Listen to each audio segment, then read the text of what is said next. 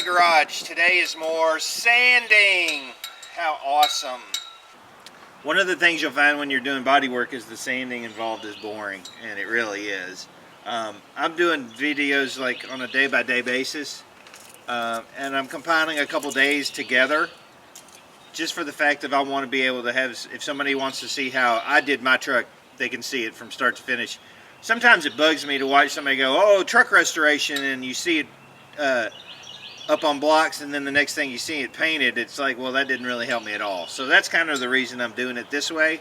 If it's boring to you, then you can just go ahead and skip a couple days and see a little bit more, but I'm going to do it this way.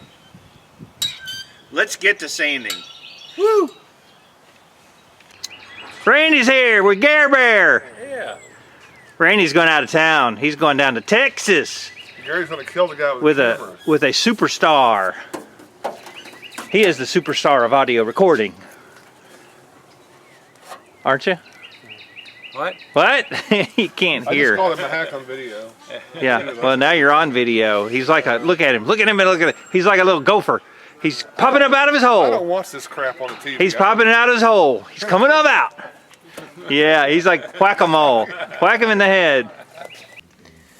Well, I thought I'd put a little bonus footage in here for you. This is me in about 1995, so almost 20 years ago. I was restoring the CJ5, and I really didn't take many pictures of it or much video, but here's a little video shot of it after it was finished. It really was a really pretty Jeep.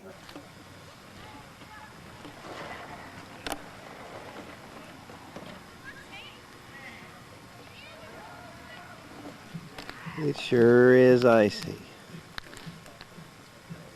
So that was my old CJ.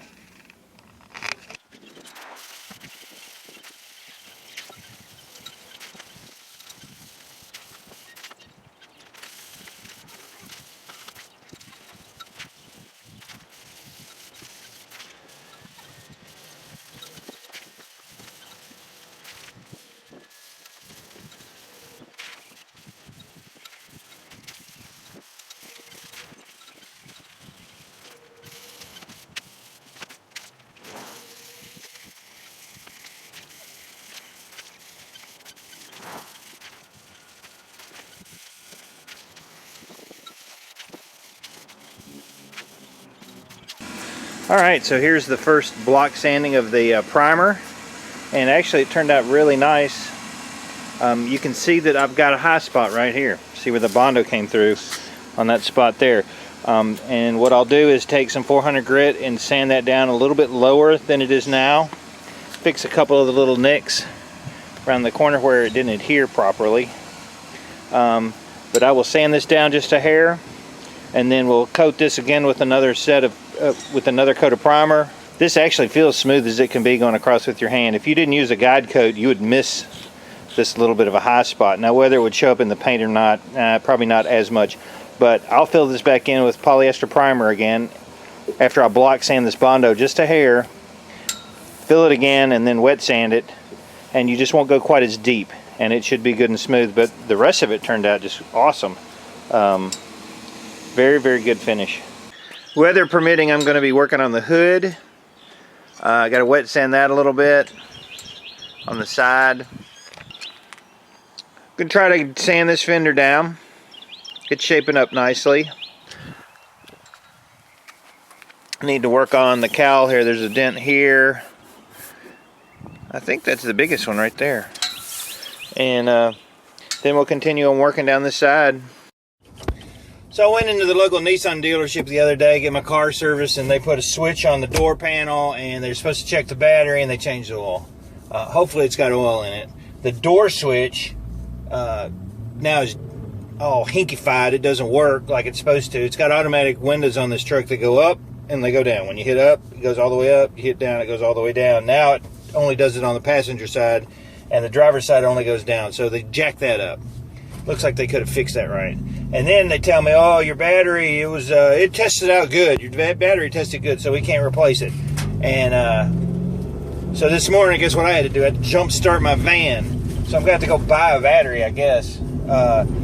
there was one service advisor there that they fired, and I said, why'd she get fired? Because she was the one that always did my stuff. And they said, oh, her customer service surveys were bad, so they'll fire you for that.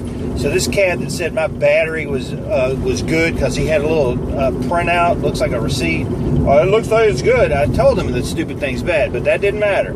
Okay, so guess what he's going to get on his survey when I get it? Not good. It won't be a good survey. So maybe he'll be gone too.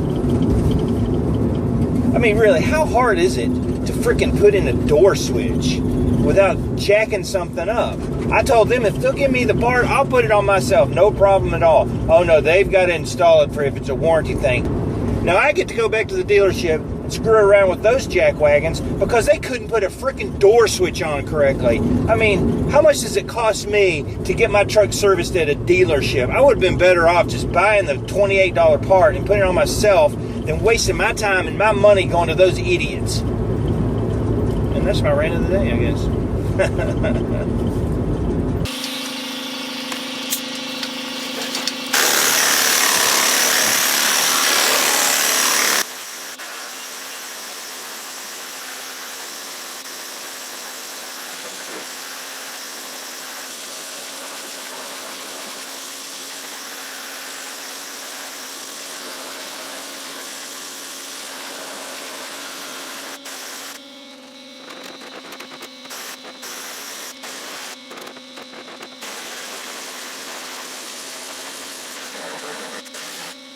Okay, the fender's starting to shape out nicely. Here's a couple tips for you. The feathering looks good on the edges. This part on the edge is going to be covered mostly by our fender flare, so I'm not ultra concerned about that. But what I did want to show you is this. You can see that the metal's coming through as I was using my air file. If you're using a DA, you won't see stuff like this. That's the problem. Because it's a flat surface, it's going to sand flat rather than a DA, which is going to just follow the contour. And you can see that right here in the metal, it looks like that there's a low spot right here, but in actuality the high spot is right in here, and I've got a where the hood mount latches has pulled that up at some point when it maybe got in a wreck or something. It pulled that metal up, and it's slightly up, so when I'm trying to use an air file across it, it's actually taken all the filler off of that portion, left a low spot. So to get this smooth and flat, I've got to drop this down. So I'm going to take my hammer and drop that down and then fill it again, and then we should be able to get a pretty smooth flat surface. Alright, so I got my next coat on there, and one of the things that I tend to do is put Bondo on a little bit heavier and a little bit further out than what sometimes I think I would need to. But I'm going to, because I'm using an air file, it's going to show me every imperfection, low spot, high spot. If you put enough on there, you're going to sand down to the correct dimension. If you don't put enough on there, then sometimes you're just going to be doing it all over again. So I'd rather put a little bit more on, sand it off, than I would a little bit less. So of everything you do, the hood is going to be probably the most noticeable when you're doing your body work. So you're going to need to take a little bit of time on it. I've been sanding this with 180 grit with my DA. I prefer to use a finer sandpaper when I'm doing initial sanding on the hood, because I don't need to make more scratches and more gouges and everything else when starting out, because the finish wasn't coming off of it. I wanted to just smooth it down. And I'll show you here a little thing in the middle that you're going to have. It's going to be a pain in your butt. Alright, so I got the hood sanded down with the 180 grit. And I'll probably attack the bigger spots like I can see here. It's got a pretty good ding. Got a little ding there, right here. There's one over there, one in the back, one right here. These are a little disfigured a little bit. We're going to use a high belt primer on this too, so that will take out some minor imperfections. There's one right here. One of the things that you're going to run into when you're working on the hood that's very frustrating, it's called oil canning. Yeah, you can see right here, there's a low spot. Oil canning means when you're sanding on it, that's oil canning, like the old oil cans that you press. So if you're using too much pressure when you're sanding, it's going to push down on that, and then when it pops back up, your surface won't be flat. So you got to be really careful not to use too much pressure when you're sanding on, say, like the hood. That's really the only spot on the Jeep that's this way, that has that much surface that's going to push in and out.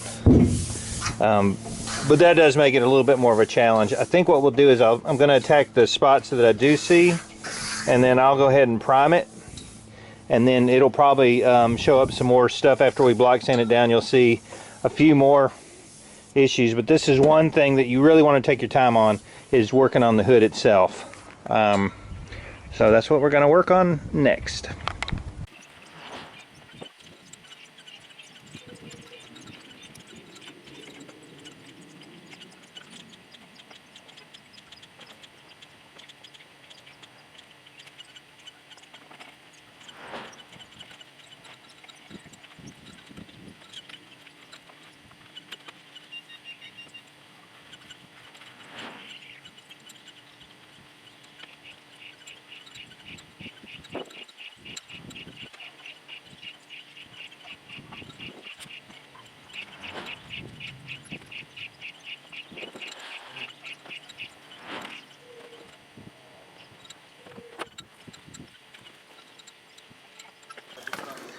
There's my youngest and my oldest, and Garebear is here. Say, Garebear's here. Garebear's here. That's right. Say, Garebear's here. Garebear's here.